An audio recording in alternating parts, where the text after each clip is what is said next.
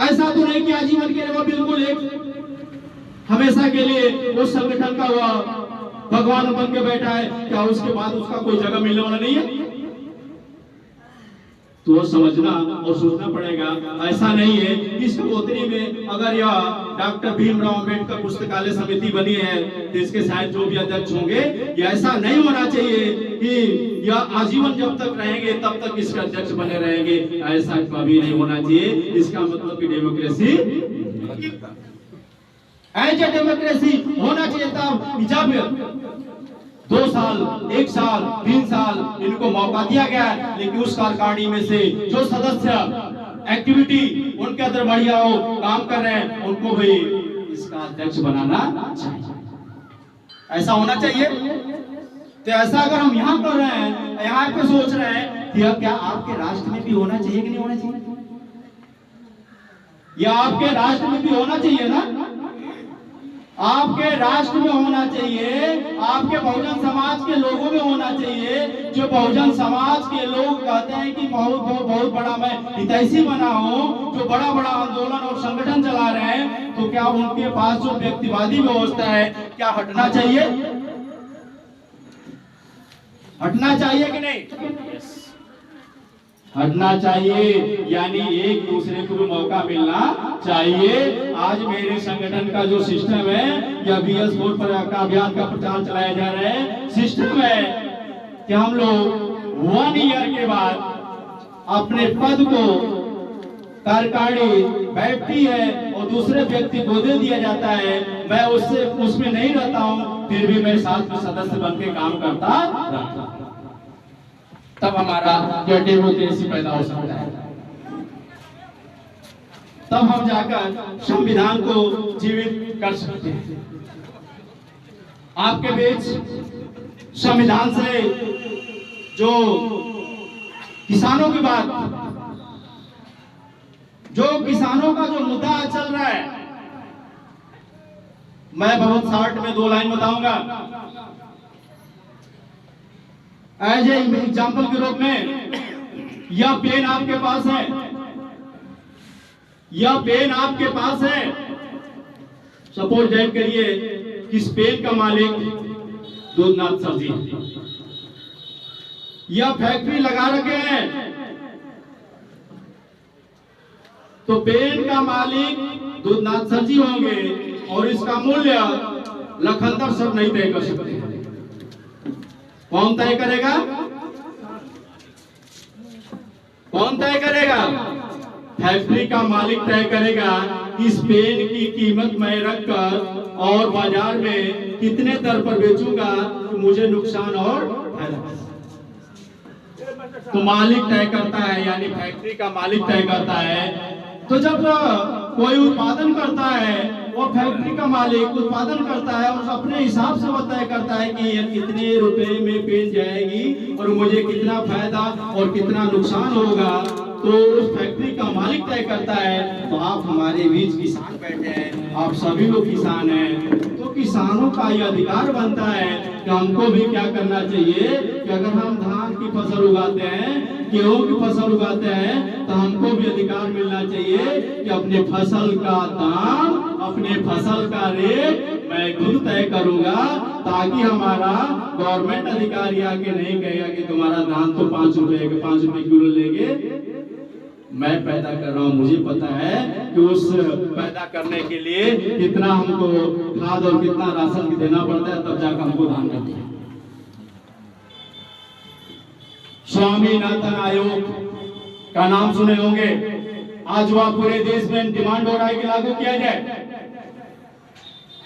स्वामीनाथन आयोग के द्वारा 1 क्विंटल धान अगर तैयार करते हैं तो किसान की लागत 3600 रुपए आती है। 3600 रुपए आती है। 3600 अगर आती है तो क्या मुझे 1800 मिलनी चाहिए? क्या मुझे तय करने का अधिकार नहीं है? क्या मैं नहीं उस लायक हूं? जमीन हमारी, खेत में काम हम कर रहे हैं, मजदूरी हम कर रहे हैं, तैयार हम कर रहे हैं, रातों रात जगकर पानी हम दे रहे हैं, तो गवर्नमेंट कैसे डिसाइड करेगी मैं उसको इतना पैसा दूं? यह इन जो आज की स्थिति है, चाहे इनको शैतानियत मान लीजिए, चाहे इनके पास जो मानवता नाम की चीज नहीं है, वह मानवता रहेगा तो कैसे रहेगा उनके पास? वह मानवता वाले पुरुष के औलाद ही नहीं है। वह मानवता वाले पुरुष के औलाद ही नहीं है। मानवता वाले पुरुष के तो औलाद हम हैं, जो बाबा साहब और बुद्धा और फूले और सावित्री बाई फूले, रमाबाई अम्बेडकर जैसे कि जो रातों रात जग जग कर हमारे लिए हुए काम किए। तो उनके तो आगे वाला जी ऐसे है कि जो कई तरह के क्या हथियार ले रहते हैं, और नाक की टेढ़ी है तो लंबी है तो मोटी है तो पैर 25 है तो 60 है 70 है, वो कोई गिनती नहीं, अकाउंट नहीं है। वो उनको आगे वाला जी मानते हैं, उनको सिद्धांत मानते हैं, उनके आदर्श पर चलते हैं, तो उनको क्या पता है? दूसरी बात क्या कहिए नहीं जाने क्या दूसरी बात क्यों यहाँ क्या है, ये तो जानेंगे दर्द कि किसानों का दर्द क्या होता है, मजदूरों का दर्द क्या होता है। सर जी लेट नहीं समय बता दीजिएगा, 5-7 मिनट और ले लेंगे। तो यह स्थिति है। तो मेरे कहने का मतलब यही है कि हमको अधिक से अधिक, ज्यादा से ज्यादा, हम जिस मूड में जहां भी हों, जैसे भी हो, यह जरूरी नहीं है कि हम बहुत बड़ा सभा करके, बहुत बड़ा संगोष्ठी करके ही हम किसी बात को प्रचार प्रसार या फैला सकते हैं। कुछ लोगों ने हमारे महापुरुष डॉक्टर बी आर अम्बेडकर को एक ऐसे जगह पे लिमिट कर दिया कि ताकि हमारे साथ कुछ इसमें ओबीसी भाई होंगे, हमारे बड़े भाई है, छोटे भाई लेकिन भाई है, वो भाई है। अभी जातिगत जनगणना होगी 21 जून 2021 में जातिगत जनगणना होगी। जो मेरे साथी ओबीसी यानी पिछड़ा वर्ग के हैं, उनको जरा सा ही पर ध्यान देना होगा कि जब उनके जो चार्ट होता है, चार्ट होता है उसमें सीधा लिखा होता है SC ST जनरल, साइड में लिखा होता है कि कितनी भेड़ है, कितनी बकरियां है, कितनी क्या है। अरे मेरे भाई, तुम भेड़ बकरी की गिनती कर रहे हो, लेकिन मेरी क्यों नहीं गिनती कर रहे हो? 100 में 85 हम है, 15 तुम हो, तो 100 रुपया है, तो 15 को 15 रुपया चाहिए ना, 15 व्यक्ति को 85 को 85 चाहिए ना। तो जातिगत जनगणना होने जा रही है जून 2021 में, उसके लिए आंदोलन के लिए तैयारी की जा रही है कि ओबीसी की जातिगत जनगणना होनी चाहिए। या इसलिए होनी चाहिए, आपके बीच कैबिनेट मंत्री जो ओम प्रकाश राजभर सरकार बनाकर सरकार से बाहर चले गए, बाद में डिमांड किए।